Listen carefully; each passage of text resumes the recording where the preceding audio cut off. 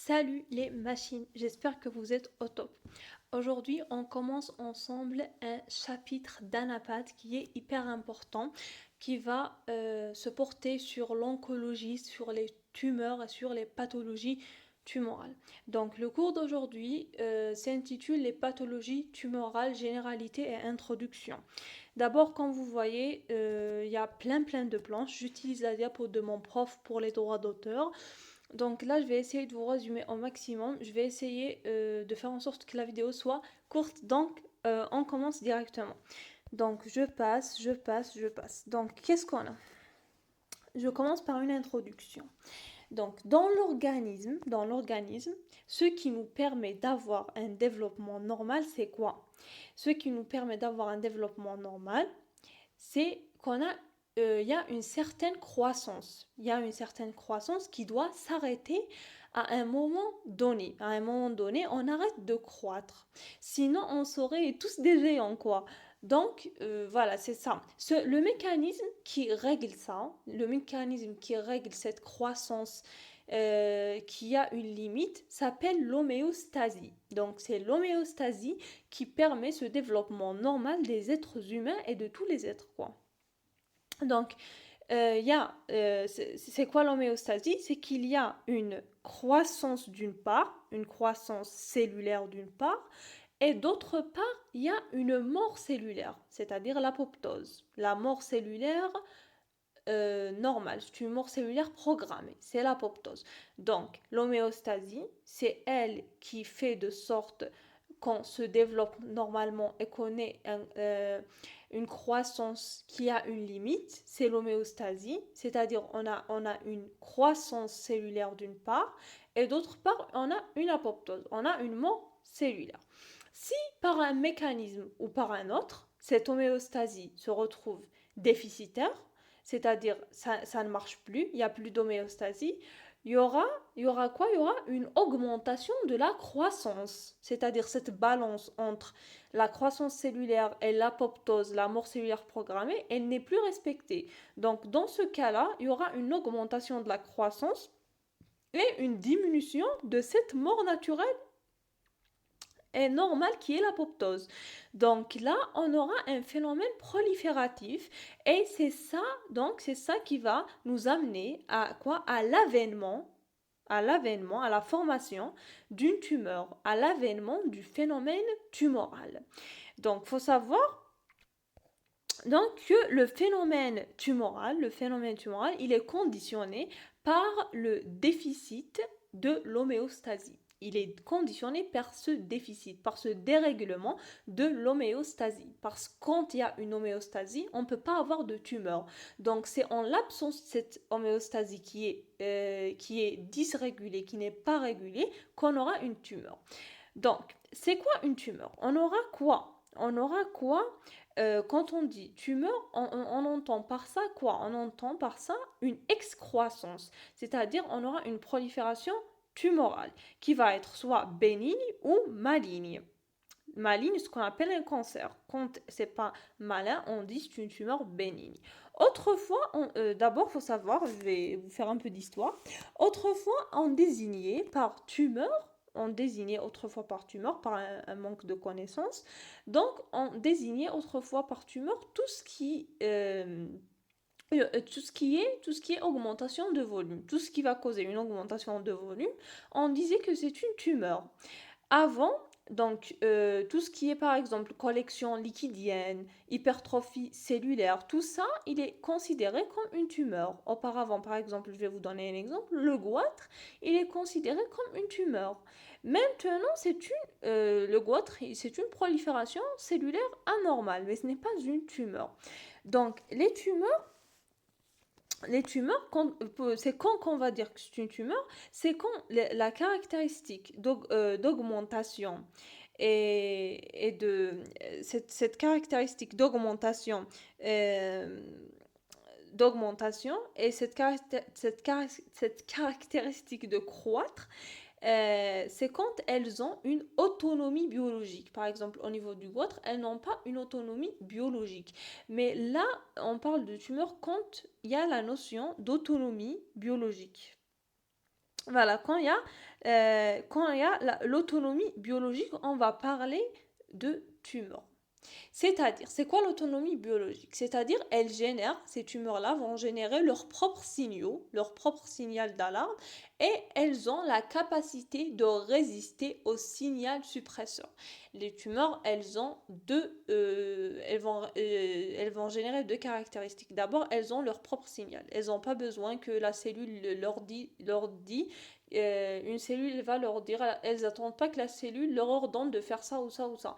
Donc elles ont leur propre, elles font ce qu'elles veulent, elles ont leur propre signal qu'elles génèrent par elles-mêmes. Et elles ont aussi la capacité de résister au signal suppresseur. C'est-à-dire si une cellule dans le corps, donc le corps par exemple, il sait qu'il y a une tumeur, il va essayer de la supprimer, il va essayer de la suppresser, il va essayer de lui signaler ou bien de lui envoyer il va lui envoyer donc des signes d'apoptose, des signes qu'elle doit donc mourir, mais la tumeur, elle va faire quoi? Elle va résister. C'est-à-dire, s'il y a une anomalie dans le corps, il va résister par quoi? Par ces signaux d'apoptose qu'il va envoyer vers la cellule tumorale. Mais la cellule tumorale ne va pas se dégénérer, mais elle va résister. Très bien. Donc, maintenant. Attends, je saute et je reviens. Je vais faire comme ça. Donc maintenant, il faut savoir donc que d'abord, on va commencer par la classification d'une tumeur. Comment déjà classer une tumeur? Selon quoi on va classer une tumeur? Parce que quand on dit classer, c'est-à-dire selon des critères. Donc selon quoi on va classer une tumeur? On va classer une tumeur selon le type histologique d'une tumeur. Selon le type histologique d'une tumeur, on va la classer. C'est-à-dire, c'est quoi? Le type histologique, c'est-à-dire selon le tissu histologique, l'organe, c'est-à-dire l'organe, où la tumeur prend naissance.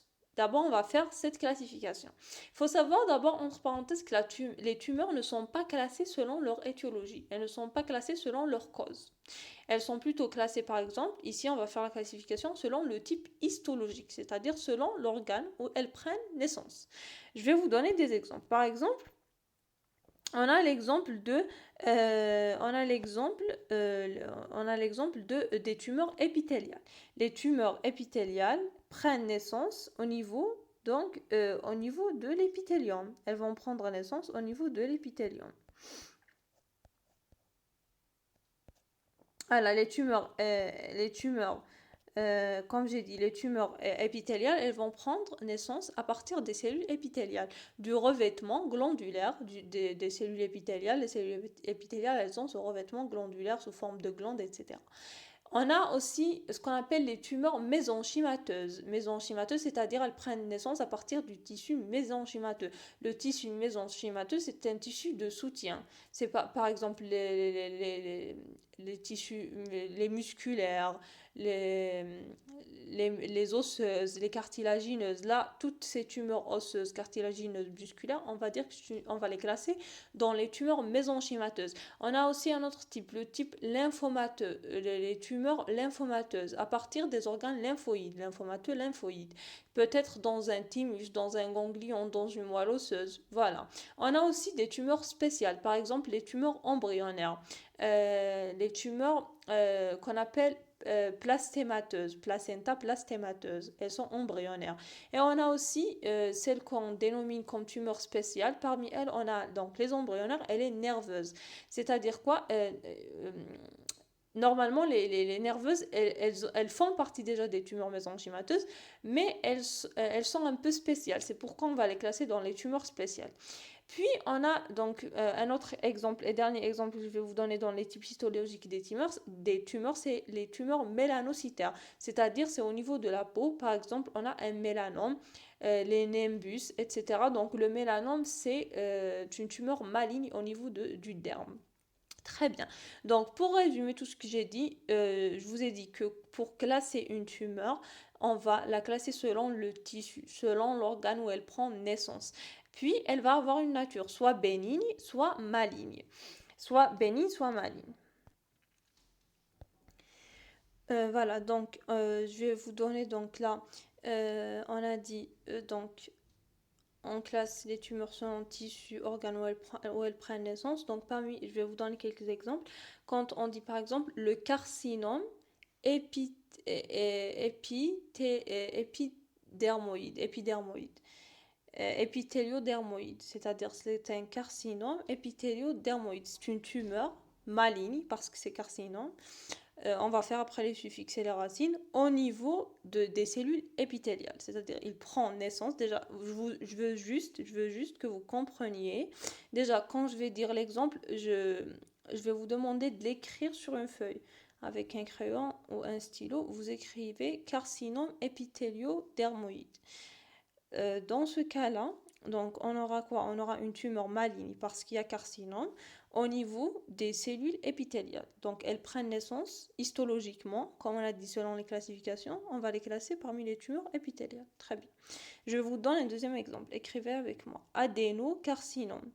C'est-à-dire quoi? Quand on a le préfixe adéno, c'est-à-dire c'est une tumeur glandulaire. Donc là, c'est au niveau du revêtement glandulaire des cellules épithéliales. Donc c'est adénocarcinome. Carcinome, c'est toujours malin. Bon, pas toujours. Donc on a aussi, on pourra avoir aussi, par exemple, des tumeurs qui vont siéger au niveau par exemple, d'un épithélium et d'une glande, etc. Donc voilà, je vous ai juste donné deux exemples. Le carcinome épithéliodermoïde, qui est une tumeur maligne au niveau des cellules épithéliales, et l'adénocarcinome, qui est une tumeur glandulaire. Maintenant, donc là, on a terminé avec quoi? Avec la classification histologique des tumeurs. Donc, je passe à la nomenclature des tumeurs.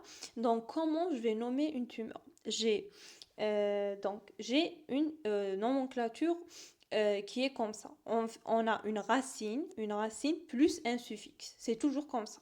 Par exemple, je vous donne l'exemple qu'on a déjà donné. Adénocarcinome. C'est quoi la racine et c'est quoi le suffixe ici?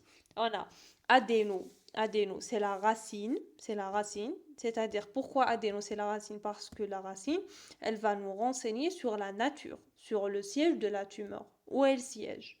Donc là, c'est adéno. Je vous ai déjà dit, juste, ça fait un laps de temps, que adéno faisait référence au terme glandulaire, au niveau des glandes. Donc adéno, c'est glandulaire. Je sais que ma racine, au niveau de ce nom d'une tumeur qui est adénocarcinome, je sais que adéno, c'est la racine et qui va me renseigner sur le siège de la tumeur qui est dans ce cas au niveau des glandes. Carcinome, c'est le suffixe. C'est tout simplement très simple, il ne faut pas se compliquer les choses. Maintenant, par exemple, je vous donne une autre racine. Par exemple, vous voyez, c'est sur la diapo, rhabdo. Rhabdo, c'est une racine qui va nous renseigner sur quoi? Sur la localisation, bien sûr le siège de la tumeur. Donc on a dit la racine, c'est le siège de la tumeur.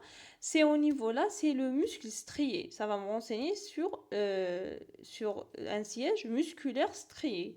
Donc voilà, rhabdo, c'est le muscle strié. C'est-à-dire c'est une tumeur qui a pris naissance au niveau des muscles striés, tout simplement. Léomyo, c'est quoi? Donc euh, léomyo, c'est le muscle lisse. Ça nous renseigne sur donc ça nous renseigne sur quoi? Ça nous renseigne sur le siège de la tumeur qui est au niveau du muscle lisse, tout simplement. Léomyose, c'est une tumeur musculaire lisse, au niveau du muscle lisse. Voilà, donc quand je dis léomyo, ça va être léomyo, donc sarcome. Ça va nous renseigner sur la nature de la lésion, est-ce qu'elle est bénigne ou maligne. Voilà, donc je vais vous résumer ça. Donc, c'est une histoire de différenciation. Il faudrait savoir que la racine, elle va nous renseigner sur la différenciation. C'est ça, c'est le siège où cette tumeur va se différencier. C'est le siège où cette tumeur va aller c'est l'origine de cette tumeur, où elle va aller en premier, vers quelle cellule. Et la cellule où elle va être la racine. Par exemple, si je dis lympho, c'est au niveau des cellules. Comment? Des cellules lymphoïdes, très bien. Adéno, c'est au niveau des cellules glandulaires, on l'a dit, etc. Par exemple, là, on vous dit angio, ça désigne une tumeur vasculaire. Glio, ça désigne une tumeur astrocytaire. Glial, on a dit que c'est astrocytaire, voilà. Très bien. Maintenant, on a le suffixe. On passe au suffixe. Il faut savoir que le suffixe, donc, ça nous renseigne sur quoi? Ça nous renseigne sur la malignité de la tumeur, pour savoir est-ce qu'elle est maligne ou est-ce qu'elle est bénigne. C'est le suffixe qui va nous renseigner. On continue. On a dit adénome. Adénome, homme, quand il y a le suffixe homme, c'est une tumeur bénigne. Si je vous dis par exemple rhabdo, on a dit rhabdo, c'est une racine qui va nous renseigner que le siège est le muscle strié. La rhabdomyome, si c'est rhabdomyome, myome, c'est comme homme, c'est une tumeur bénigne. Maintenant, si on donne un autre exemple, par exemple, on a dit, ici on a dit léomyome. Léomyome, non, c'est pas léomyome. Je vous donne un autre exemple. Par exemple, libome. Libo, c'est une racine. Cette racine, elle va nous renseigner que le siège de la tumeur est au niveau du tissu adipeux. Voilà, du tissu adipeux. Écrivez ces suffixes et ces racines. Libo, c'est une racine qui va nous renseigner sur le tissu adipeux. Très bien, donc libome, homme, on a dit, c'est un suffixe qui va nous renseigner sur une tumeur bénigne. Très bien, c'est une tumeur, c'est-à-dire libome, c'est une tumeur à différenciation adipeuse, au niveau du tissu adipeux. Maintenant, je vous donne, par exemple, quelques suffixes de tumeurs malignes. Quand je dis carcinome ou sacrum, quand c'est carcinome ou sacrum, là, ça va nous renseigner sur une tumeur maligne. C'est des suffixes qui vont nous renseigner sur une tumeur maligne. On a dit adéno, c'est au niveau glandulaire. Carcinome, ou si j'ai adénosarcome ou adénocarcinome, c'est une tumeur maligne. Donc là, c'est quoi? C'est une tumeur maligne au niveau des cellules glandulaires. Très bien. On a un autre exemple. Par exemple, carcinome urothélial. Carcinome urothélial. Quand je dis urothélial, ça veut dire quoi? Ça concerne toutes les voies urinaires. Une des voies urinaires. Par exemple, j'ai l'urètre, c'est une voie urinaire. Je peux dire que il peut être ce carcinome urothélial, il peut être une tumeur des cellules épithéliales, c'est sûr, parce que c'est urothélial.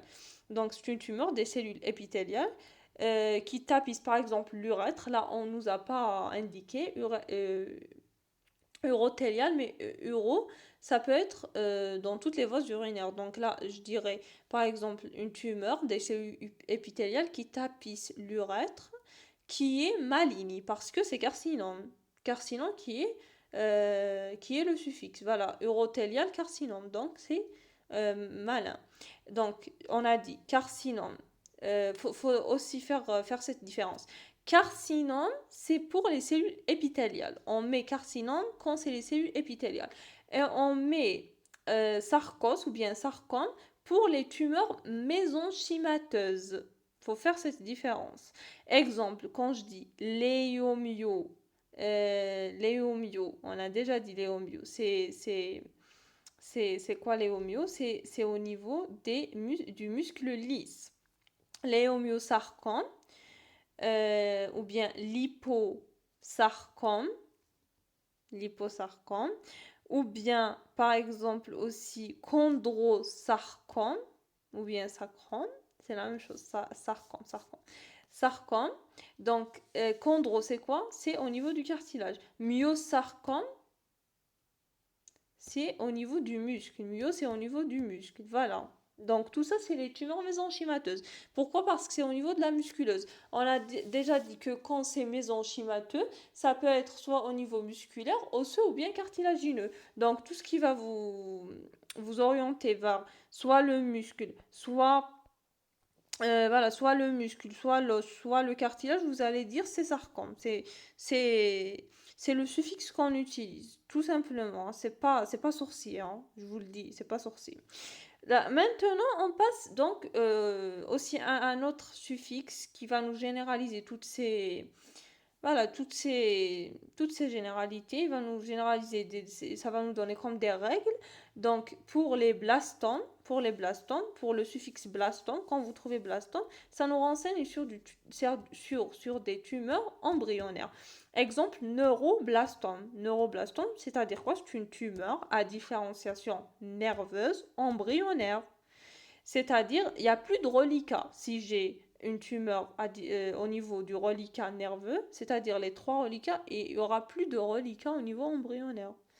Voilà. Donc les tumeurs, juste pour vous expliquer mieux, les tumeurs embryonnaires sont souvent malignes. Mais il y a celles qui sont bénignes. Je vais vous donner l'exemple de l'antératome, par exemple. L'antératome, au niveau embryonnaire, c'est bénin. Avant de passer aux exceptions, je vous résume la situation. On a la nomenclature des tumeurs qui se fait par une racine et un suffixe. Cette racine va nous renseigner sur la différenciation, c'est-à-dire le siège qu'elle prend cette tumeur pour se différencier, c'est-à-dire les cellules, les organes voilà, qu'elle prend comme origine.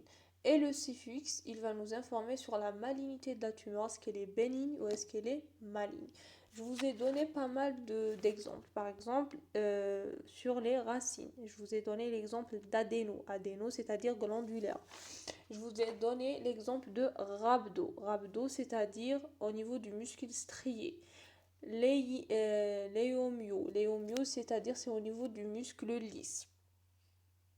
Ok. Je vous ai donné aussi l'exemple de lympho. Lympho, c'est au niveau lymphoïde. Je vous ai dit aussi l'exemple de chondro, c'est au niveau des cartilages. Myo, c'est au niveau des muscles. Je ne sais pas si je vous ai expliqué ou pas le lipo. Je me souviens pas.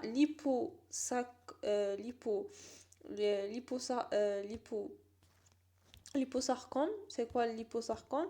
C'est-à-dire c'est une forme de sarcome qui est une tumeur maligne qui va toucher les tissus mous, c'est-à-dire elle va toucher le tissu graisseux. Donc là, vous devez aussi l'apprendre.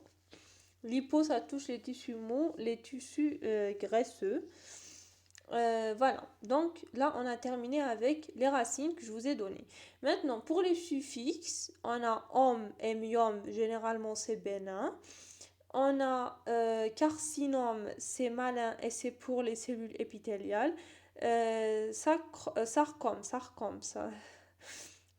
c'est pour les tumeurs mésenchymateuses malignes. Et blastome, c'est pour les tumeurs embryonnaires malignes. Très bien.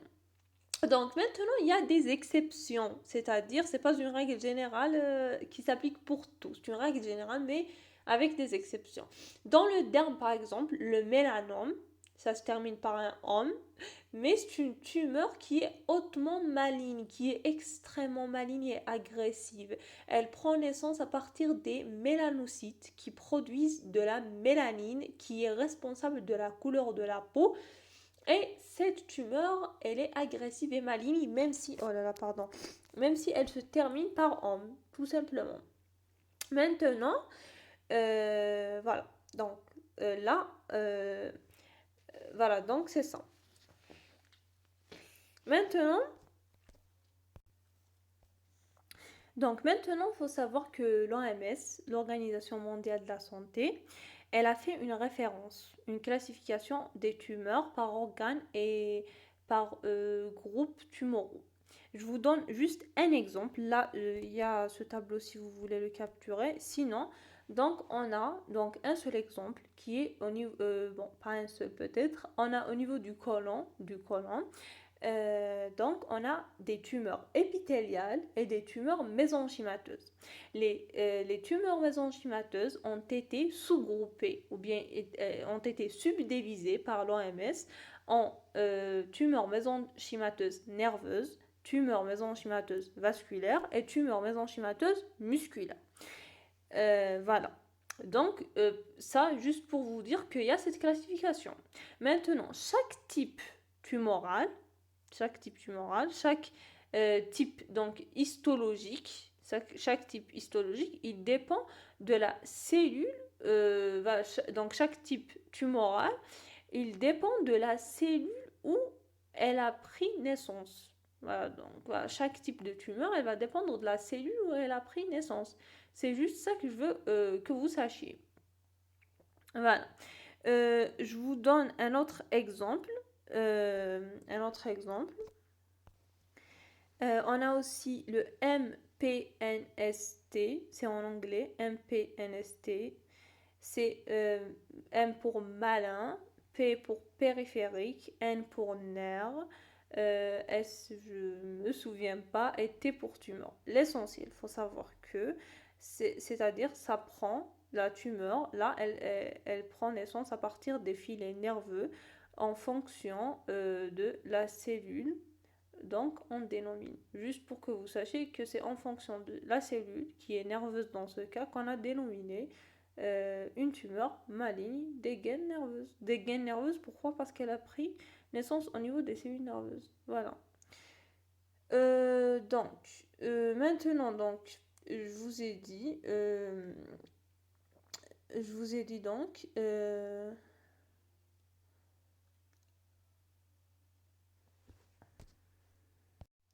donc, après avoir terminé avec la classification histologique des tumeurs selon le tissu où elles ont pris naissance, après avoir vu comment on nomme les tumeurs selon la racine et le suffixe, je vous ai dit racine c'est différenciation de la tumeur et suffixe c'est la malignité de la tumeur. Est-ce qu'elle est maligne ou pas? Maintenant, on va voir donc les caractéristiques de ces tumeurs, bénignes et malignes. C'est quand qu'on va dire qu'elle est bénigne et c'est quand qu'on va dire qu'elle est maligne. On va commencer par les caractères évolutifs. D'abord, on va commencer par les tumeurs malignes, par les tumeurs bénignes d'abord en premier lieu, qui sont donc bénignes. Et on va voir les caractères ou bien les caractéristiques évolutives des tumeurs bénignes. Donc, sur un plan évolutif, comment elle se développe et évolue dans le temps, la tumeur bénigne? Une tumeur bénigne, il faut savoir qu'elle aura tendance à avoir un développement qui est lent. L'exemple d'un grain de beauté, par exemple, je ne sais pas, il va être hérité ou quelque chose comme ça, 30 ans, on peut voir la même chose. Par exemple, on va dire, on a une tumeur bénigne au niveau d'un grain de beauté, 30 ans, on peut voir la même chose sans évolution, sans rien. Là, c'est bénin. Si on opère, il faut savoir aussi, si on opère une tumeur bénigne, par exemple par exérèse complète, c'est-à-dire on va enlever la tumeur en totalité, la tumeur bénigne, elles n'ont pas tendance à la récidive, c'est-à-dire elles n'ont pas tendance à revenir. Elles ne récidivent pas, elles vont pas récidiver. Elles ont donc, puisqu'elles vont pas récidiver, donc elles ont quoi? Elles ont une évolution favorable vers la guérison. Je vais vous donner un exemple. Je vous donne l'exemple d'un amartome. L'amartome, c'est quoi? C'est une lésion des cellules du poumon, par exemple. C'est une lésion. Je vous donne l'exemple. Exemple, on a des cellules du poumon, par exemple. Il y aura une lésion à leur niveau, on va les trouver dans un autre organe. Par exemple, on va les trouver dans l'estomac. Mais ça reste bénin. C'est juste que ces cellules, c'est comme si elles ont changé, de place, du poumon vers l'estomac. Ça, c'est juste un exemple. Mais ça reste bénin. D'accord. On va voir un autre exemple. Je vous donne l'exemple aussi d'un méningiome. Le méningiome, c'est une tumeur bénigne qui se développe aux dépens des méninges. Et c'est quoi les méninges? C'est l'enveloppe qui tapisse les structures cérébrospinales. On a aussi l'exemple, je vais vous donner aussi l'exemple du myxome. Le myxome, c'est quoi? Le myxome cardiaque, c'est une tumeur cardiaque non cancéreuse. Voilà, donc au niveau du cœur. Euh, on a aussi l'exemple de l'angiome. C'est une tumeur des vaisseaux qui est aussi bénigne. Euh, voilà, l'hémangiome aussi. Donc, l'hémangiome, c'est quoi? C'est une malformation bénigne après dominance vasculaire. C'est toujours au niveau des vaisseaux. On a aussi, je vais vous donner un autre exemple, lymphangiome. Lymphangiome, c'est au niveau des vaisseaux lymphatiques. C'est-à-dire les vaisseaux lymphatiques, on a une tumeur à leur niveau, mais les vaisseaux sanguins sont normaux. Les parois vasculaires sont normales. Là, c'est bénin. En général, le lymphangiome se présente par des kystes. Quand on a des kystes, il se peut qu'ils vont donner un lymphangiome, c'est-à-dire au niveau des vaisseaux lymphatiques. Il y a une tumeur bénigne, mais les vaisseaux sanguins, ils sont normaux. Voilà, il faut savoir qu'il y a aussi des tumeurs bénignes mixtes, c'est-à-dire pas juste au niveau, voilà, d'un seul type de cellules. Donc, quelle que soit la bénignité de la tumeur, quel que soit donc le degré, euh, voilà, le degré de cette bénignité de la tumeur, elle peut être dangereuse. Euh, comment ça? C'est en fonction de sa localisation en fait. Parce que je vous ai donné l'exemple du méningiome, qui est une tumeur bénigne qui se développe aux dépens des méninges. Maintenant, ce méningiome, par exemple, peut être aussi dangereux qu'une tumeur maligne. Il peut être aussi dangereux qu'une tumeur maligne. Je pèse mes mots. Car il peut y avoir une hypertension intracrânienne. Si j'ai une hypertension intracrânienne et j'ai déjà un méningiome, j'aurai quoi? J'aurai euh, J'aurai quoi donc? Une hypertension intracrânienne. J'aurai un risque. C'est quoi le risque là? Une hypertension intracrânienne et un méningiome. C'est un risque d'engagement. C'est un risque d'engagement. Là, il est écrit ici dans la dépôt un méningiome du trou occipital. Là donc, on pourrait avoir un risque d'engagement par le trou occipital et voilà. Euh, aussi, aussi. Euh, donc, les myxomes intracardiaques, on a dit c'est au niveau du cœur. C'est une tumeur bénigne au niveau du cœur maintenant. Oui, elle est bénigne, je suis d'accord. Mais selon sa localisation, elle pourrait être dangereuse. Par exemple, c'est intracardiaque au niveau des valves. Au niveau des valves, elle va être dangereuse. Ils vont poser un problème. C'est quoi donc voilà, elles vont poser un problème au niveau des valves. Si elles se ferment pas, s'ouvrent pas bien, c'est un problème. Voilà. Donc, on a dit, le problème, c'est selon la localisation. Si la localisation, elle est vitale, par exemple au niveau du cœur, au niveau des valves, par exemple, au niveau des méninges, mais par exemple, j'ai une hypertension au niveau du crâne et qu'il peut y avoir cet engagement, là, c'est vital. Donc, si la localisation, elle est vitale, si elle comprime quelque chose, par exemple, là, les myxomes qui vont euh, faire obstacle aux valves, là, même si c'est bénin, faut prendre en charge tout de suite. C'est vital. Voilà. Donc, maintenant, maintenant, maintenant, je reviens au tableau pour vous donner quelques exemples. Si on est par exemple dans un épithélium malpigien, si on est dans un épithélium malpigien, voilà, malpighienne, c'est au niveau de la peau. Au niveau de la peau, j'ai la peau, la muqueuse, etc. Et euh, le tissu épithélial malpighien. Donc là, si c'est une tumeur bénigne au niveau de l'épithélium malpighien, je dirais ça va être dénominé papillome malpighien. Mais si c'est une tumeur maligne, on va le dénominer carcinome épidermoïde. Là, vous voyez comment la dénomination change. C'est ici. Épithélium malpighien. Si c'est bénin, c'est un papillon malpighien. Si c'est malin, c'est un carcinome épidermoïde. Vous suivez avec moi. Je vous donne un autre exemple, l'épithélium urothélial. Si c'est bénin, on va l'appeler papillon urothélial, c'est bénin. Carcinome urothélial, c'est malin. Très bien. Au niveau de l'épithélial glandulaire, Là, on vous a mis cette étoile-là, c'est-à-dire dans certains cas, la distinction ben et malin, elle peut pas être faite. On utilise alors le terme de tumeur urothéliale, si ce n'est pas fait. Voilà, mais si c'est fait, papillon pour le bénin, carcinom pour le malin. C'est la même chose pour le malpigien et l'urothélial.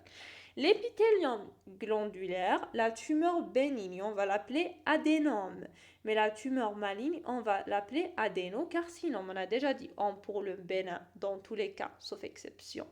Donc, on a déjà parlé des exceptions. Quelles sont les exceptions? Par exemple, le mélanome qui est malin, qui est très malin, on a déjà dit. Et voilà, le mélanome déjà, c'est une exception. Voilà, donc maintenant, mais adénome, c'est donc bénin. Homme, c'est bénin.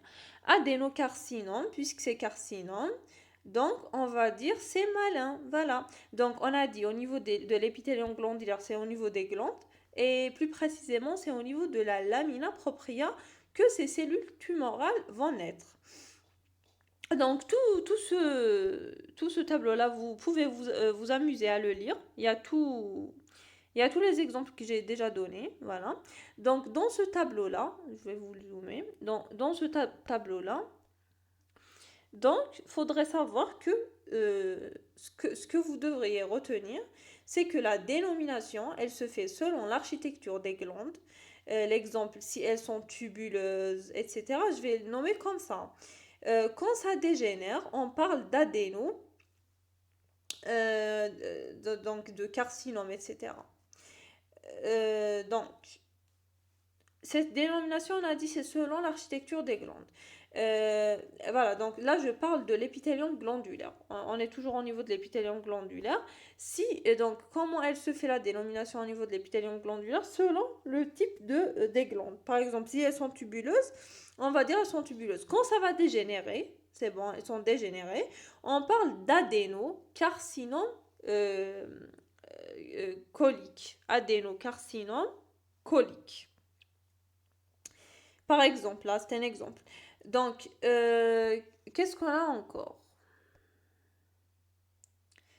Donc, on a dit, il y a des tumeurs qui peuvent être au niveau du tissu conjonctif ou bien mésenchymateuse, j'en ai parlé. Au niveau des fibroblastes, ici, au niveau des fibroblastes, on va parler d'un fibrosarcome si c'est malin, fibrome si c'est bénin, toujours c'est la même chose. Musculaire strié, j'ai parlé. Rhombomiome et rhombomyosarcome, j'ai déjà dit ça. Musculaire lisse, on a déjà parlé. Adipocyte, on a déjà parlé. Cellules cartilagineuses, on a déjà parlé. Et mélanocyte, j'ai dit mélanome. Le mélanome, c'est malin, c'est une exception. Et si on parle, par exemple, au niveau...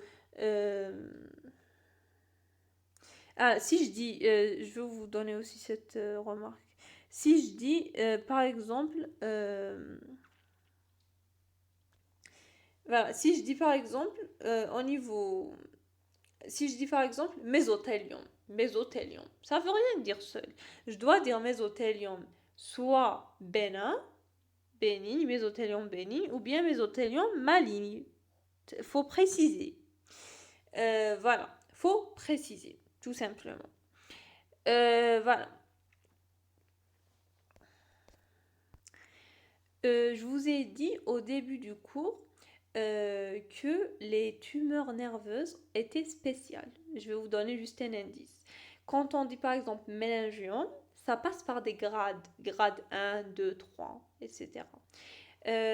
Par exemple, si on a aussi un glioblastome, on a dit blastome, c'est pour les tumeurs embryonnaires. Donc là, si j'ai un glioblastome, c'est-à-dire glio, c'est au niveau des cellules gliales, c'est le siège, c'est la racine qui va nous informer que c'est le siège.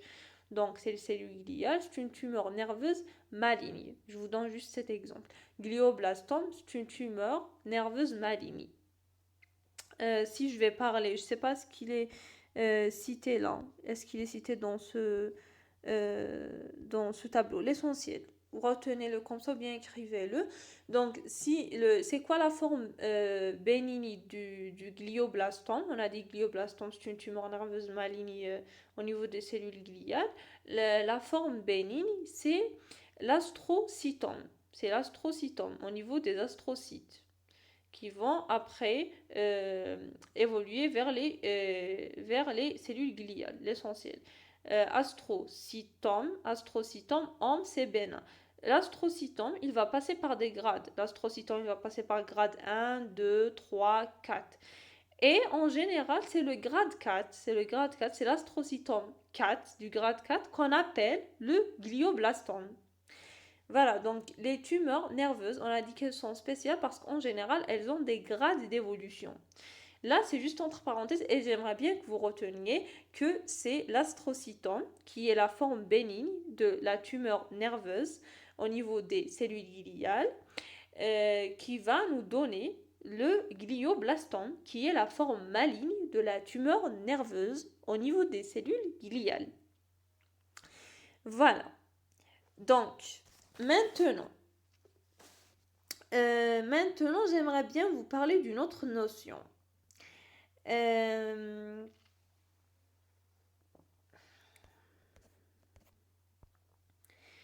On a parlé aussi de méningiome. Donc, il faut savoir que même au niveau du méningiome, c'est la même chose. Ça passe par des grades, par exemple le grade de la cellule claire, les cellules chondroïdes, etc. Je ne vais pas vous donner tous ces détails maintenant. L'essentiel, le méningiome, il a des stades. Il faut savoir que le méningiome anaplasique, c'est quoi anaplasique? C'est-à-dire, il y a une absence de différenciation. C'est-à-dire, c'est un stade où le méningiome il est indifférencié. Quand le méningiome il est à cette forme anaplasique, on dit que c'est la forme la plus maligne du méningiome. C'est un degré maximal d'indifférenciation d'une tumeur. C'est ça l'anaplasique. Anaplasique, c'est un mot qui va nous renseigner sur le degré maximum d'indifférenciation d'une tumeur. Par exemple, le lymphome anaplasique, c'est le maximum. Là, le lymphome, il a atteint son maximum d'indifférenciation d'une tumeur. Et dans ce stade d'indifférenciation d'une tumeur, si on met des marqueurs en immunohistochimie, c'est un examen qu'on va utiliser, on va pas arriver à trouver facilement cette différenciation. On va pas arriver à trouver, par exemple, il y a des cellules tumorales qui ont siégé au niveau de cet organe, qui se sont différenciées. On ne peut pas dire ça. Parce qu'on ne voit pas, parce qu'ils sont devenus indifférenciés. C'est ça. Voilà, donc si je vous donne d'autres exemples, donc là principalement on a tout dit. Donc on a aussi le schwannome. Le schwannome c'est quoi? C'est une tumeur au niveau du nerf, d'un nerf périphérique qui est bénin aussi, c'est bénin. On parle maintenant de la tumeur bénigne. Aussi, qu'est-ce qu'on avait dit aussi? Le MPNSB, le MPNST. La tumeur maligne des gaines nerveuses périphériques. Là, c'est le type malin. Le type malin, c'est le MBNST. C'est la tumeur maligne des gaines nerveuses périphériques. Mais les nerfs périphériques, on appelle la forme bénigne, parce que je ne voulais pas donner, quand je vous ai donné l'exemple du MPNSB, ça s'appelle schwannome, tout simplement. Maintenant, voilà.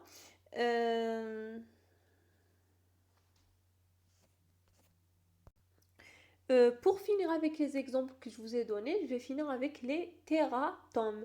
Les tératomes sont des tumeurs qui peuvent être soit bénignes ou malignes. Ces tumeurs sont dites germinales, car elles se développent à partir des cellules germinales primordiales.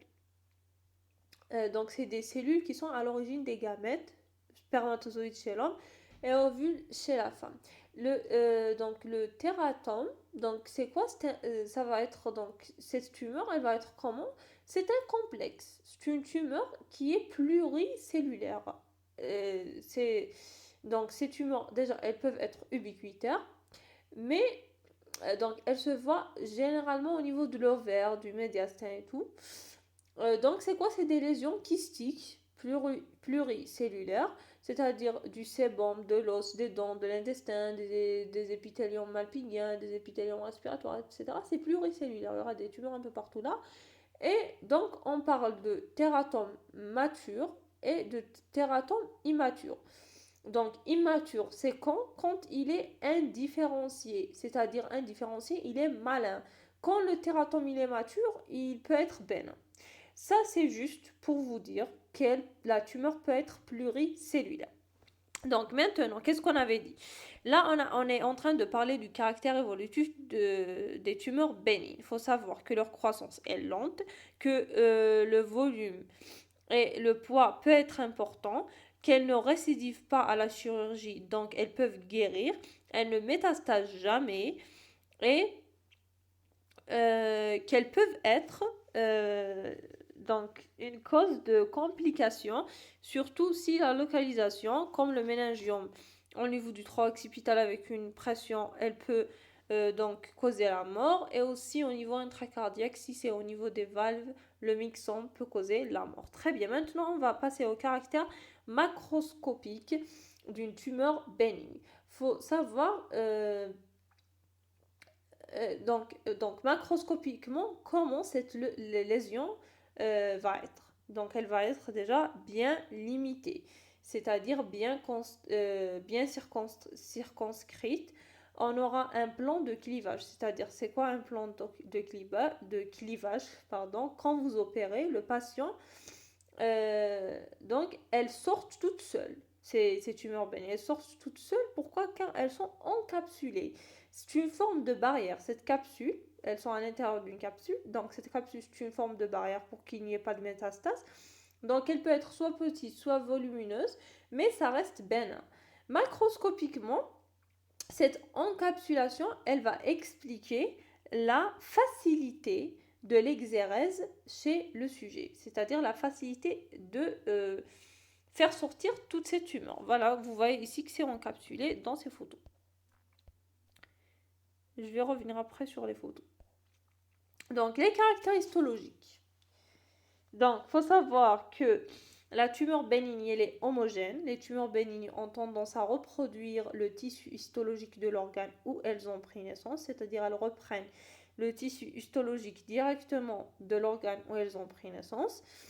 Si je vous donne par exemple un exemple d'un adénome, un adénome cœliaque ou bien colique, il est constitué de quoi? Il est constitué de structures glandulaires qui ont tendance à ressembler au tissu cœliaque qui y est constitué aussi de structures glandulaires. Par exemple, si j'ai un libome, il est fait des mêmes cellules qu'un tissu adipeux normal. On a dit libo, c'est tissu adipeux, donc homme, c'est-à-dire il y a une tumeur maligne, il a une tumeur bénigne, pardon. Donc là, comment il va être notre tissu comme donc cette tumeur, il y aura un excès de cellules. Ces cellules, elles vont ressembler, leur structure histologique, parce qu'on est dans le caractère histologique, elles vont ressembler aux cellules d'origine de l'organe où elles ont pris naissance. La seule différence entre les cellules tumorales au niveau de l'organe et les cellules normales, c'est qu'on trouve une capsule et des septa fibreux à l'intérieur de la tumeur bénigne. Par exemple, si je vous donne l'exemple du léomiome, qui est constitué de cellules musculaires lisses, il va donc être constitué de ces cellules musculaires lisses qui vont être identiques dans n'importe quel organe. Elles vont être identiques aux cellules musculaires lisses de l'organe. Voilà, de n'importe quel organe, c'est les cellules musculaires lisses. Donc, dans les tumeurs bénignes, ce que vous devez retenir, c'est que les cellules tumorales, elles vont ressembler au caractère histologique de l'organe où elles ont pris naissance. Maintenant, il faut savoir que ces cellules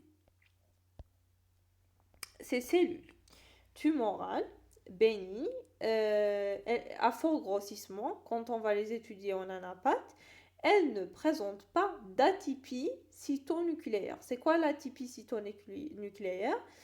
c'est-à-dire le volume, il n'est pas augmenté dans les tumeurs bénignes. Le même, c'est-à-dire le volume, c'est le même que la cellule normale. Et son noyau, il est régulier dans les tumeurs bénignes. Il n'y a pas d'hyper... Il n'y a pas, donc, le noyau, il va rester le même. Il n'y a pas d'hyperchromasie. Ça veut dire quoi? Il n'y a pas d'hyperchromasie, c'est-à-dire le noyau, il n'est pas bleu foncé, il va rester normal.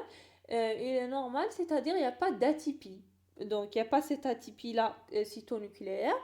Donc, c'est un excès. C'est un excès de cellules. Il y a un excès de cellules, mais il n'y a pas d'atypie. C'est-à-dire le rapport nucléocytoplasmique n'est pas augmenté. Il est normal. Dans la physiologie normale du corps, la cellule, on a à l'intérieur un noyau, on a le cytoplasme. Il y a un rapport qu'on appelle rapport noyau-cytoplasme. C'est-à-dire, si je prends le noyau, je le divise par le cytoplasme, il y a un certain rapport qui ne doit pas être augmenté. Dans certaines tumeurs, le noyau est très augmenté. Il prend toute la place du cytoplasme. Là, ce n'est pas le cas. Ce n'est pas le cas de la bénigne, de la tumeur bénigne. Dans la tumeur maligne, on va voir que c'est le cas. Mais dans la tumeur bénigne, ce n'est pas le cas. Donc, voilà. Donc là, on a dit ça. Donc là, il faut savoir quoi? D'abord, il faut savoir que macroscopiquement,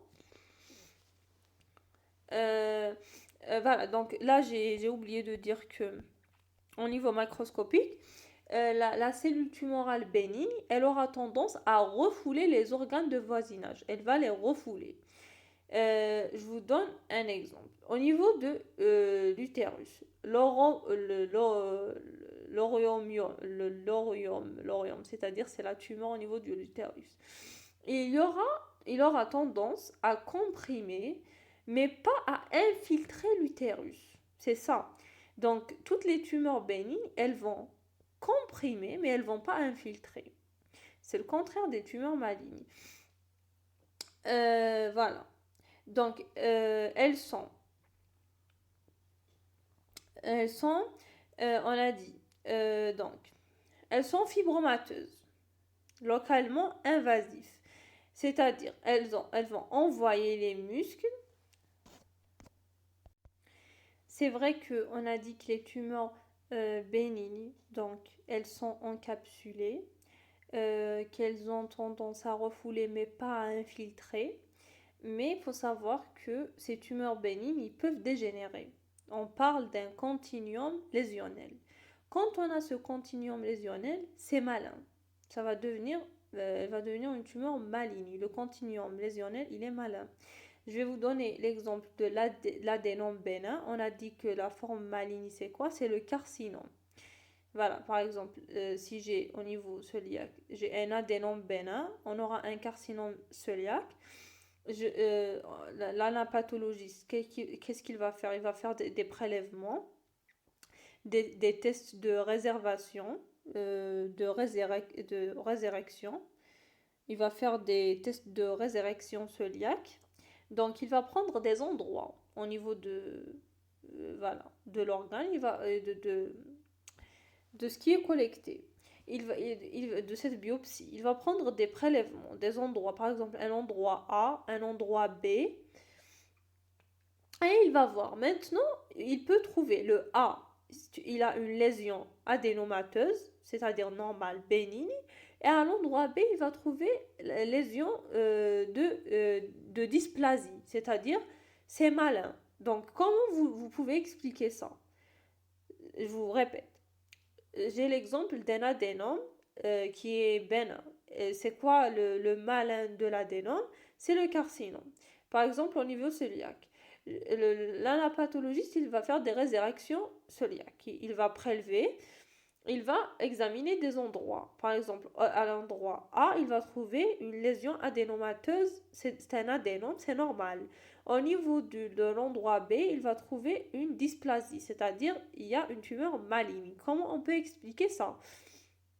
On va expliquer ça qu'on peut tomber sur des mauvaises zones, or qu'il y a quelque chose. C'est-à-dire, l'anapathologiste, il peut trouver, donc il peut tomber sur des zones où il y a que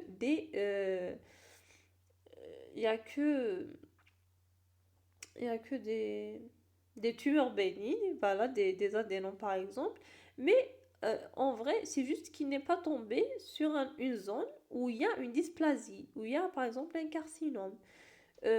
Donc pourquoi? Parce qu'il y a cette notion de continuum lésionnel, c'est-à-dire c'est une tumeur bénigne qui va se dégénérer, qui va se transformer en une tumeur maligne à des zones précises. Ça, je voulais bien le préciser parce que c'est très important. Maintenant, cette agression par exemple de dégénérescence et tout, elle peut, donc, l'agression, non, l'agression au niveau de toute tumeur, elle est continue. Par exemple, à 30 ans, peut-être à 10 ans, etc. Donc, l'épithélium, il va essayer de se régénérer. Enfin, je vous donne l'exemple du fumeur toujours. Normalement, l'épithélium bronchique, il est pseudostratifié, cilié. Au niveau du fumeur, on aura une métaplasie malpighienne, c'est-à-dire métaplasie, un tissu qui va siéger, un tissu de type et de fonction normale, mais qui aura un siège qui est anormal. Très bien. On aura une métaplasie malpighienne. On aura, ça veut dire, le tissu, l'épithélium pseudostratifié cilié, qui va être transformé en épithélium malpighien, qui sont tous les deux normaux, mais le malpighien, c'est pas sa place. Sa place n'est pas ici. Au niveau des branches, on doit avoir un tissu pseudostratifié cilié, pas malpighien. Mais chez le fumeur, il peut être transformé par une métaplasie à un épithélium malpighien au niveau des branches. Donc là, on aura une mutation, c'est une mutation, c'est une anomalie cytonucléaire. Donc, on aura des dysplasies. Maintenant, ces dysplasies donc seront comme ça. On aura d'abord une dysplasie de Bagram qui va se situer au niveau des couches inférieures. On aura des dysplasies de Ogram dans les trois quarts touchés. On aura des carcinomes in situ, c'est-à-dire au moment in situ, c'est-à-dire à l'endroit où c'est formé. Voilà. Voilà, donc carcinome in situ, il y aura beaucoup d'anomalies au niveau du carcinome in situ. Mais là, dans tout ce que je vous ai raconté, là, la membrane basale, elle est toujours respectée. Puis, quand il y aura une infiltration, par exemple un continuum lésionnel, on aura une infiltration. Un infiltrant, il va s'infiltrer dans la membrane basale, il n'y aura plus cette protection. Donc, vous voyez, quand je vous parle de tumeur, c'est pas du jour au lendemain, c'est par des stades. On a un stade adénomateux, on a un stade de dysplasie et on a un stade de carcinome. C'est la dysplasie qui va s'évoluer vers un carcinome. C'est ça, c'est en fonction de la zone touchée. Vous aurez quelque chose. Par exemple, vous pouvez avoir, comme je vous ai dit, une dysplasie d'un côté et de l'autre, on pourrait avoir un adénocarcinome. Par exemple, si vous tombez carrément sur un adénome, vous allez dire que c'est normal, or que peut-être il y a des zones où c'est pas normal. C'est juste qu'il y a voilà, une zone où ça s'est évolué et une autre zone où c'est pas encore bien évolué, tout simplement. Voilà, donc je vous ai dit en résumé, la tumeur bénigne, c'est une division cellulaire élevée, mais la morphologie, elle va rester normale. Ok, la morphologie, elle va rester normale. Voilà, donc pour résumer, la tumeur bénigne, on aura des formations tumorales bien limitées, lumière qui va être repoussée par cette infiltration d'excès de cellules. On peut voir une capsule. Il n'y a pas d'atypie, les noyaux sont tranquilles, ils sont normaux, ils sont normaux. Et donc dans la maligne, ils ne seront pas normaux, les noyaux seront encochés. Là, c'est des noyaux qui se coupent, à angle droit. Ils vont être arrondis comme ça et ils se coupent à angle droit. C'est tout. C'est tout ce que vous devez savoir. Maintenant, on passe vers les tumeurs malignes. Les tumeurs malignes, c'est quoi? C'est une prolifération cellulaire excessive, une ou plusieurs cellules anormales. Ici, on aura une ou plusieurs cellules anormales. C'est une notion, ici, on a une notion de... on aura une notion clone. On a une notion de clonalité. Clone, c'est-à-dire quoi? C'est le type de cellule qui a donné cette tumeur, qui a donné naissance à cette tumeur. Elles sont dites, ces tumeurs malignes, elles sont dites poly, oligo, mono, clonales. C'est-à-dire selon qu'elles se développent d'un ou de plusieurs tissus, soit poly, soit oligo, soit mono. Soit poly, soit oligo, soit mono. Voilà, si c'est une tumeur qui se développe à partir d'un groupe de cellules, on va dire poly. Si c'est une tumeur qui se développe à partir de quelques cellules, on va dire oligo. Si c'est une tumeur qui se développe à partir d'une seule cellule, elle est dite mono, c'est-à-dire soit poly, oligo ou bien monoclonale. Voilà, c'est selon qu'elle se développe d'un ou de plusieurs tissus.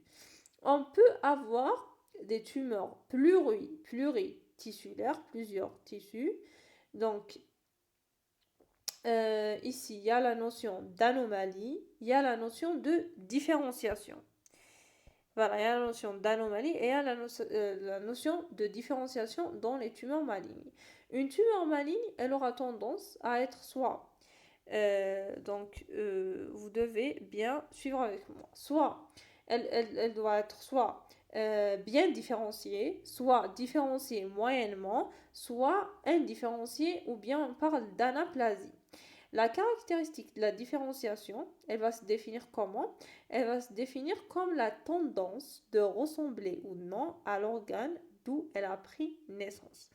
Donc, je vous dis, la caractéristique de la différenciation, elle est définie comment? Elle est définie comme la tendance, c'est la tendance quand on dit elle est bien différenciée, c'est-à-dire elle a tendance à ressembler à l'organe d'où elle a pris naissance.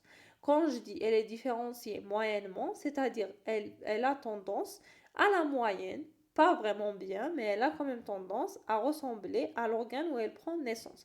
Quand je dis elle est indifférenciée, c'est-à-dire elle n'a aucune tendance à ressembler à l'organe où elle a pris naissance. Et vous avez constaté, qu'est-ce qui est plus grave? C'est l'indifférenciée, parce qu'elle ne ressemble pas aux cellules de l'organe où elle est née. Macroscopiquement, voilà, donc macroscopiquement, ça va être une tumeur maligne. Donc, comment elle va avoir, quelles sont ses caractéristiques? Macroscopiquement, notre tumeur maligne, donc elle va être infiltrante, elle va être pas bien limitée, elle n'aura pas de plan de clivage, donc elle aura tendance à s'infiltrer, à se récidiver à l'exérèse au niveau de la chirurgie, à l'histologie. Donc il y aura des métastases bien évidemment, à l'histologie. Donc, si on a un adénocarcinome cœliaque, on aura par exemple des signes de malignité et ils seront présentés comme ça. Donc, on aura ces signes de malignité. Déjà, on aura un rapport cytonucléaire anormal. C'est le contraire avec la tumeur bénigne. On aura un noyau hyperchromatique. On aura un nucléole qui est visible. On va le voir. Normalement, le nucléole, il ne se voit pas. On voit uniquement le noyau. Là, il va être coéminent. Donc voilà. Mais ça ne suffit pas pour dire que c'est un caractère malin. Faut dire est-ce qu'il est bien, moyen ou pas différencié. La notion de différenciation est importante. Donc on dit c'est un adénocarcinome bien différencié par exemple. C'est ça, je vais dire un adénocarcinome. Ok. Donc ça veut dire il a un rapport cytonucléaire anormal. Il a un noyau hyperchromatique. Il a un nucléole qu'on voit. À l'état normal, on doit pas le voir. Ok, mais est-ce qu'il est bien ou moyen ou pas différencié? Quand tu vas me dire par exemple, il est bien différencié, ok. Donc là, tu m'as donné une bonne information, c'est-à-dire, il ressemble à un parenchyme cœliaque. C'est-à-dire, les structures qui le forment sont des cellules glandulaires. Si ces glandes ont tendance à fusionner, par exemple, maintenant, elles peuvent avoir tendance à se fusionner et elles vont former des massifs, des plages, des plages fibrillaires. Là, donc, on va dire que c'est un adénocarcinome moyennement différencié. Si on a donc toutes les anomalies déjà citées et en plus de ça, on aura la structure qui ne ressemble pas à des glandes, qui n'est pas glandulaire, là, on va dire que c'est un adénocarcinome peu ou indifférencié. On va dire que c'est des nages cellulaires. Voilà, c'est carrément, c'est plus une plage, c'est un océan cellulaire. Donc voilà, là je vous ai juste donné un exemple pour mieux comprendre cette différenciation.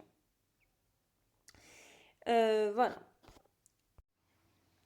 Donc je vous donne un autre exemple dans les tumeurs malignes. Par exemple, quand je dis un carcinome épidermoïde au niveau de la peau, l'épiderme au niveau de la peau, ici la différenciation est selon quoi? C'est quoi le critère avec lequel on va différencier les carcinomes épidermoïdes? On a dit quand c'est glandulaire, par exemple, c'est un adénome, on va le différencier selon les cellules glandulaires, selon leur forme, etc. Maintenant, au niveau de la peau, par exemple, donc, il faut savoir que la différenciation, elle se fait selon les tumeurs. Donc ici, on dit que c'est bien déterminé ou bien c'est bien différencié en fonction de la présence ou non des ponts d'union intercellulaire. C'est-à-dire, il y a des ponts d'union entre les cellules. Et il faut savoir que les cellules épidermoïdes, elles sont polygonales. C'est-à-dire, entre ces cellules polygonales, on va trouver des ponts d'union entre ces cellules qui sont polygonales. Il y a des ponts. Plus il y a de ponts, plus c'est bien différencié.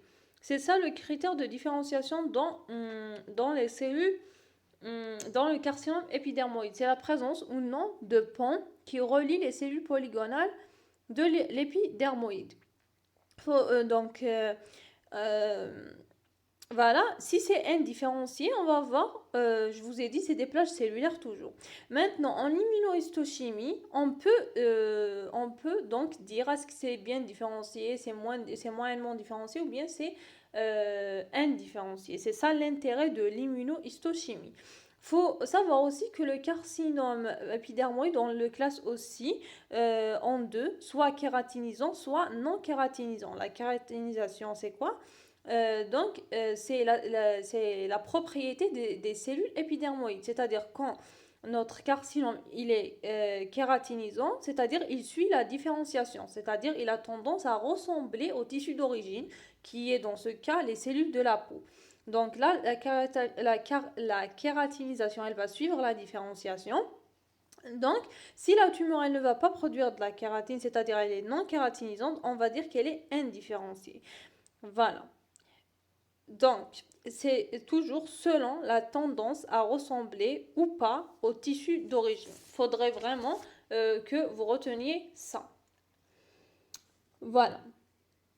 Maintenant, donc, après ça, on va voir donc l'autonomie des... bon, là, je vous ai fait un très bon... c'est pas moi qui a fait. Là, donc, le prof a fait un tableau très très bien récapitulé sur les tumeurs bénignes et les tumeurs malignes. Donc, les critères de distinction. Les tumeurs bénignes sont bien limitées, encapsulées, histologiquement semblables au tissu d'origine. Je vous ai dit, elles suivent directement les cellules d'origine, c'est elles qui vont se reproduire.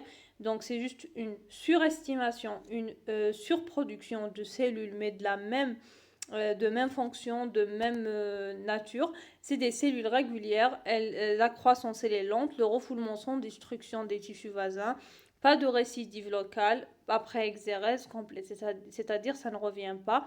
Pas de métastase. On n'a jamais de métastase dans les tumeurs bénignes. Les tumeurs malignes, donc elles sont mal limitées, non encapsulées, plus ou moins semblables au tissu d'origine. On a la différenciation, c'est la notion de différenciation, soit qui est bien moyenne ou indifférenciées, pas du tout. Donc les cellules sont irrégulières, c'est des cellules cancéreuses. Donc la croissance elle est rapide, l'envahissement des tissus voisins il y aura. La récidive elle est possible après exercice supposé total. Et ici il y a de la métastase. Donc si je vous dis comment je vais distinguer directement entre une tumeur bénigne et une tumeur maligne, c'est directement la métastase. C'est ce qui est vraiment caractéristique d'une tumeur maligne. Maintenant, vous allez voir que c'est presque donc le contraire entre les deux. Voilà le caractère évolutif, comment elles évoluent. Donc là, c'est le résumé de tout ce que j'ai dit. Les tumeurs bénignes restent localisées, bien limitées, circonscrites. Elles refoulent les tissus préexistants, mais elles ne s'infiltrent pas. L'exercice chirurgical, elle est complète, elle est complète et elle permet la guérison. Et il y a peu de retentissement sur l'état général. Donc la guérison, elle est vraiment favorisante. Et elle est voilà, on la favorise dans la tumeur bénigne. Les tumeurs malignes sont mal limitées, capables de détruire, d'envahir, d'infiltrer les tissus préexistants, de franchir la membrane basale d'un revêtement. Elles migrent à travers la matrice extracellulaire et infiltrent les tissus sous-jacents. Elles franchissent la capsule des organes et on a une dissémination métastasique. Voilà, voilà. Donc maintenant, on va voir.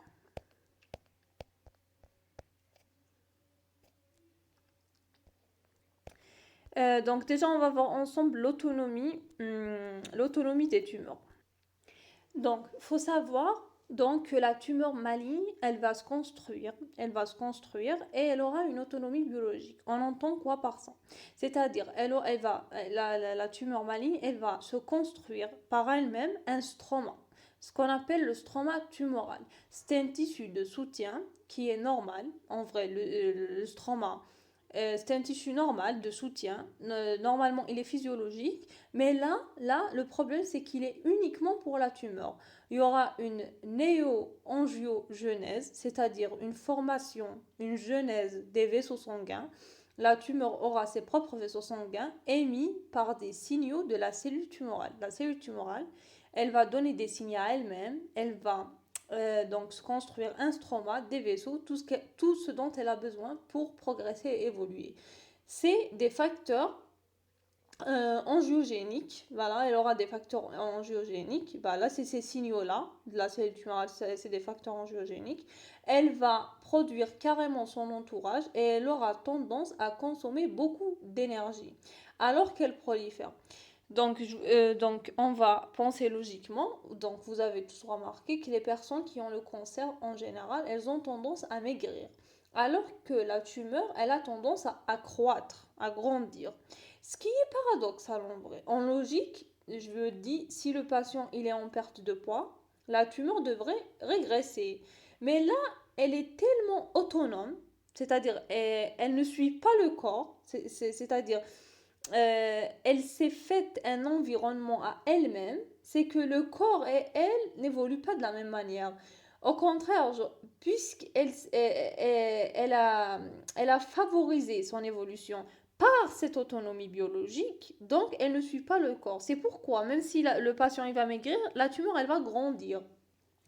Voilà, donc on vous dit, là, donc je vous dis, mais là, donc elle est tellement autonome dans sa biologie qu'elle génère ses propres signaux. C'est donc une tumeur qui va croître, malgré que dans l'organisme, elle n'a pas toutes les circonstances pour évoluer. Elle va créer ces circonstances, elle met tous les moyens possibles en sa possession pour toujours proliférer davantage. Donc, elle a ce qu'on appelle une autonomie. Voilà. Maintenant, il faut savoir qu'il y aura donc une succession d'événements génétiques. Voilà, elle a déjà ses propres capacités à générer ces signaux, donc mitogènes, c'est-à-dire la cellule tumorale, elle a ses propres capacités à générer des signaux mitogènes, c'est-à-dire qui sont en rapport avec les mitoses, donc elles peuvent provoquer les mitoses. Les cellules normales ont besoin d'un signal pour proliférer. Vous le savez, une cellule normale elle a besoin d'un signal pour proliférer.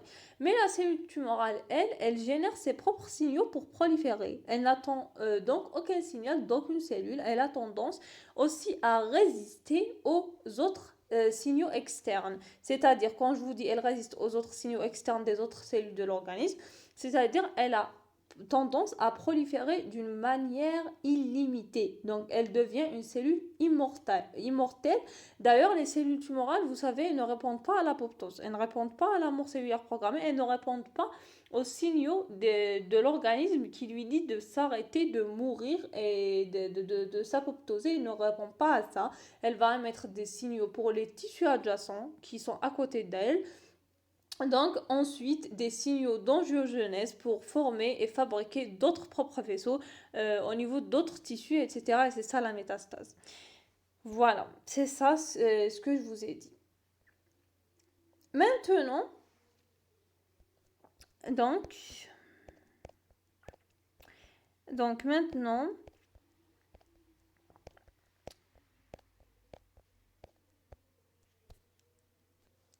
donc cette tumeur aussi, elle a des caractères évolutifs. Donc, il faut savoir que il y a une difficulté, la tumeur maligne, elle a une difficulté à être réséquée, car elles sont mal limitées, elles sont non encapsulées, elles peuvent récidiver, elles peuvent, c'est-à-dire revenir après l'exérèse, elles infiltrent les organes.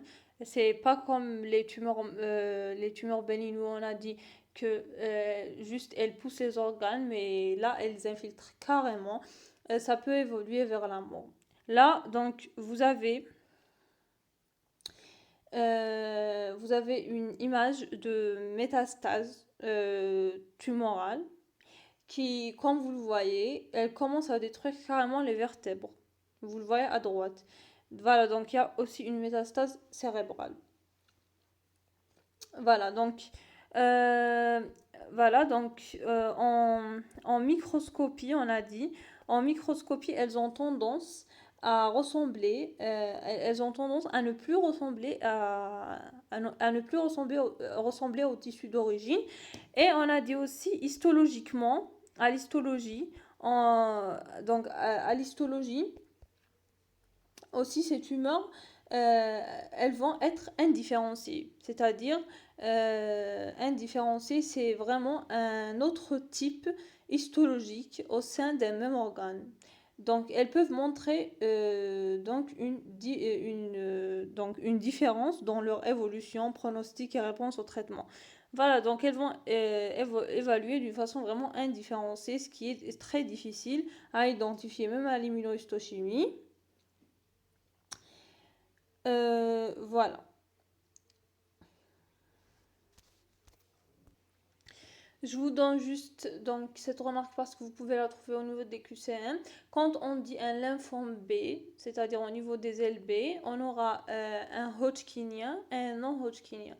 Hodgkinien, c'est-à-dire qu'ils ont plus des cellules de Hodgkin, qui ont une structure histologique particulière associée à des cellules euh, à d'autres cellules.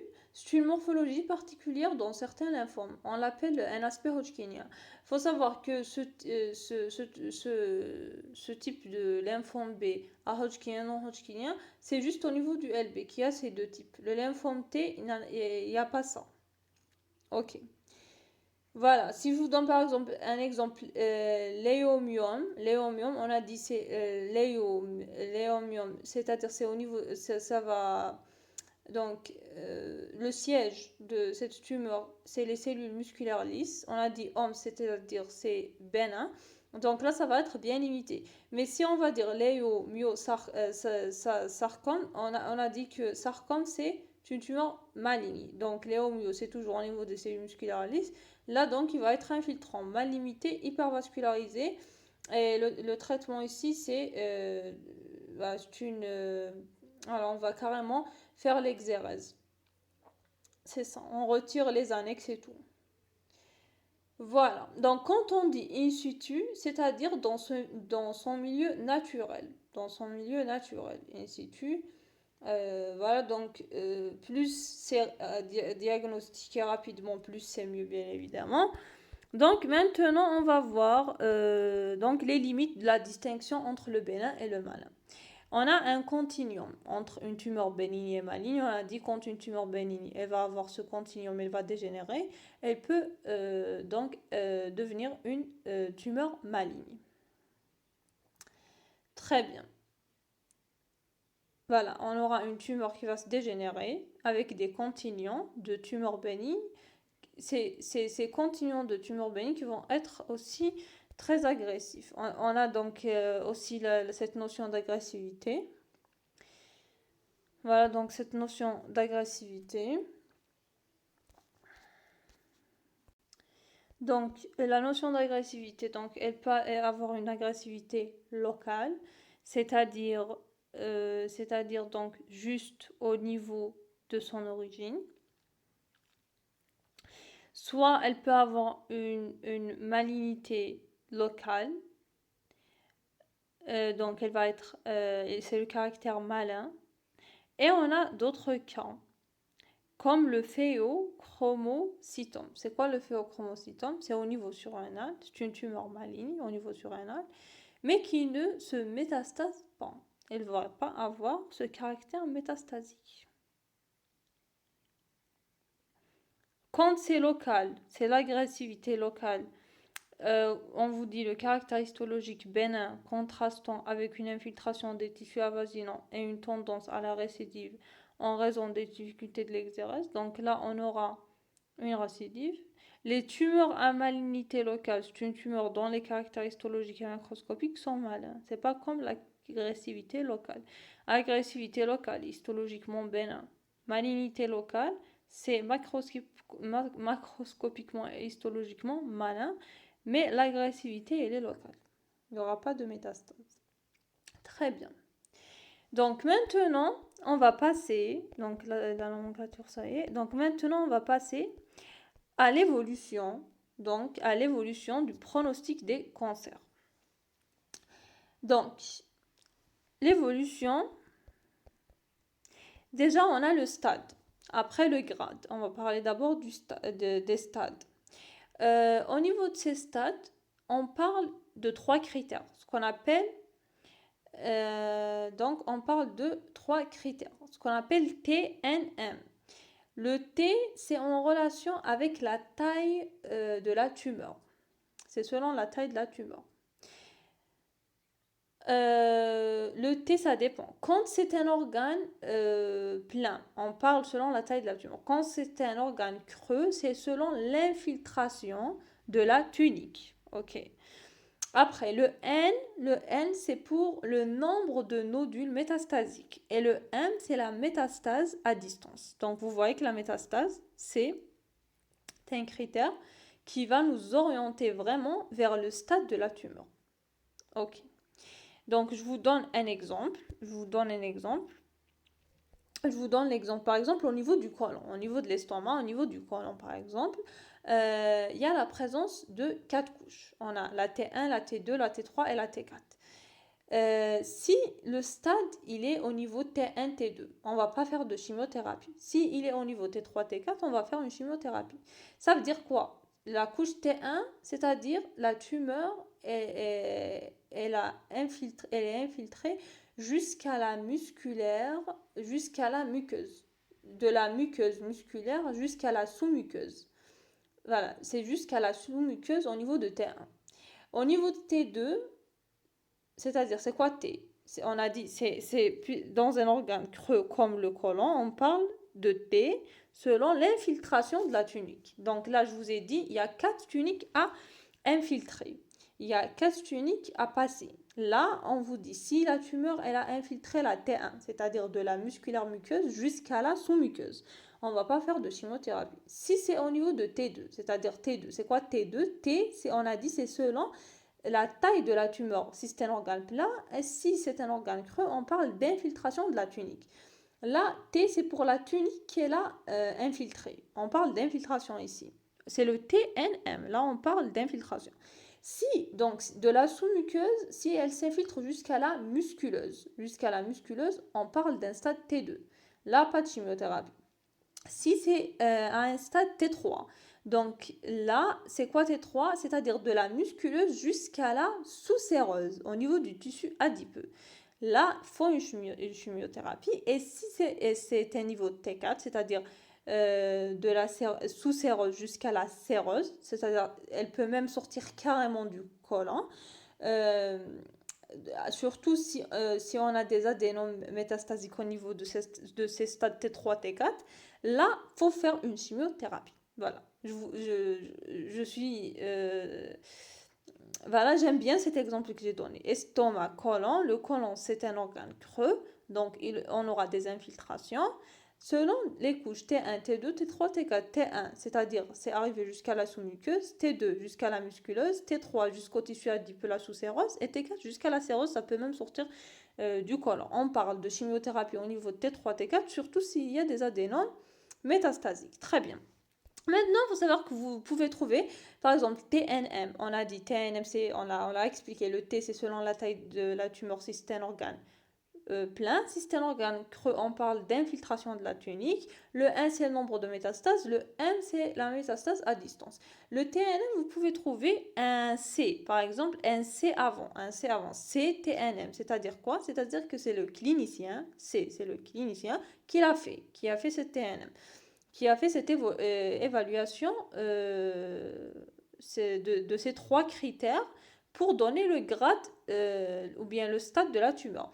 Si vous trouvez P, la lettre P avant, PTNM, c'est-à-dire c'est le pathologiste qui a fait cette évaluation, et si vous trouvez Y, P, TNM, c'est-à-dire c'est après un traitement en chimiothérapie qu'on l'évolue.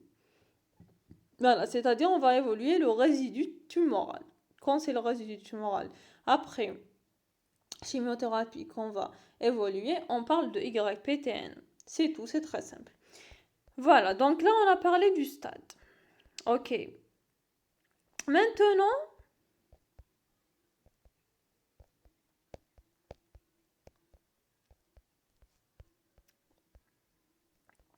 on va voir la démarche diagnostique à prendre. C'est quoi la démarche donc déjà diagnostique à prendre? Donc, faut savoir d'abord qu'il faut avoir déjà en premier lieu un examen clinique, un bilan biologique, un bilan radiologique et un examen anatomopathologique, c'est-à-dire un examen histopathologique, un examen par l'anapathologiste, c'est la biopsie. Il faut qu'il y ait une corrélation déjà. Il faut qu'il y ait une corrélation entre l'examen clinique, le bilan biologique, le bilan radiologique et les biopsies, c'est-à-dire l'examen anatomopathologique. La biopsie, donc, si c'est très profond, la tumeur où elle est, on peut faire une biopsie à la chirurgie, c'est-à-dire on va faire juste une chirurgie pour juste faire une biopsie. Voilà, ça existe.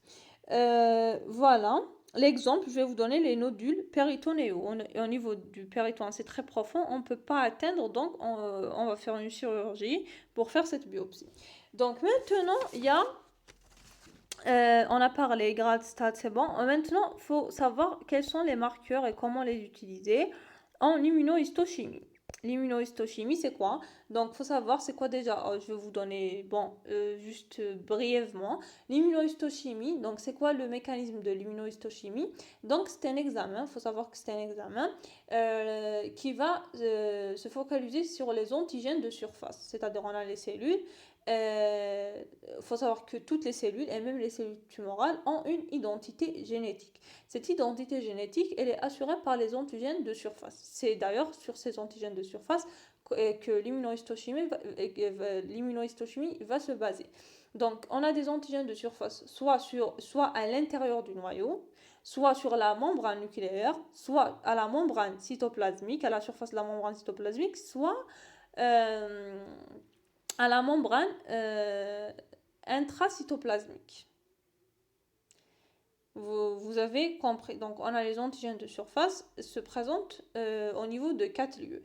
On a soit à l'intérieur du noyau, à la surface du noyau au niveau de la membrane, à la surface du cytoplasme à l'intérieur de la membrane, non, à la surface de la membrane du cytoplasme, ou bien intracytoplasmique, à l'intérieur du cytoplasme. Soit intérieur du noyau, intérieur du cytoplasme, soit à la surface de la membrane cytoplasmique ou la membrane nucléaire. C'est simple. Donc, l'immunohistochimie, elle est basée sur quoi? Sur la formation d'un complexe. Là, je vous résume. Sur la formation d'un complexe. Donc, comment il va être ce complexe? C'est le complexe antigène-anticorps. Donc, on a ces antigènes de surface. Donc, on va faire quoi? Donc, on va avoir on veut avoir dans cet examen-là, dans cette exploration, des complexes antigènes-anticorps, c'est-à-dire des complexes humains. Donc, les cellules, on a dit, en général, soit normales ou bien tumorales, elles ont ces antigènes de surface. Donc, une tumeur, donc là, moi, je connais l'anticorps dans l'immunohistochimie et je détermine ces antigènes. Il faut savoir que dans les tumeurs, par exemple, indifférenciées, donc selon la radio ou la localisation qu'elle va me donner la radiologie, je vais essayer de créer ce complexe. C'est pas juste comme ça. La radio va me localiser et moi je vais créer ce complexe à ce niveau-là. Par exemple, on a le marquage CD20 pour la LB, on a CD4 pour la L4, CD8 pour la LT8 par exemple, c'est des cellules. Bon, l'essentiel, quand c'est indifférencié, ça peut être très difficile de trouver cet antigène de surface. Donc là, c'est vrai que l'immunohistochimie, elle a tout son intérêt, mais quand c'est très indifférencié, on va se réorienter vers la biologie moléculaire, qui est une mise en évidence des anomalies génétiques. Là, elle va nous mettre en évidence les altérations génétiques. Voilà, les amplifications génétiques et l'instabilité génétique, etc. Donc, pour finir notre cours, on va juste savoir qu'il faut qu'il y ait une collaboration entre toutes les spécialités médicales, ce qu'on appelle l'RCP. Voilà, c'est-à-dire les anapathes, les cliniciens, les oncologues, etc., afin de vaincre, de vaincre ce cancer ou bien cette tumeur. Voilà, donc en conclusion, plusieurs types de tumeurs sont reconnus. Leur aspect morphologique et leur profil évolutif sont variables. Le pathologiste joue un rôle important dans le dépistage, le diagnostic, le pronostic et l'indication thérapeutique. De nombreux progrès ont été réalisés dans la compréhension des lésions tumorales, aboutissant à de nouvelles perspectives thérapeutiques, et les recherches continuent toujours. Voilà, donc pour ce cours, ce que vous devriez retenir, c'est en général comment elle se constitue la tumeur et son autonomie. Donc il y a les deux types de tumeurs que vous devriez connaître, malignes et bénignes, leur caractère histologique, macroscopique, évolutif et les distinctions entre les deux. Aussi, faudrait que vous sachiez un peu les racines et les suffixes de certains exemples de tumeurs, notamment celles qui ont été présentées dans le tableau. Donc je vous remercie pour votre attention. Si cette vidéo vous a aidé, n'hésitez pas à me le montrer en la likant, en commentant si j'ai fait des fautes. Bien évidemment, je suis toujours étudiante, je vous le dis et je vous le redis. N'hésitez pas de vous abonner à ma chaîne pour ne rien rater. Il y aura plein de vidéos par la suite et je vous remercie énormément.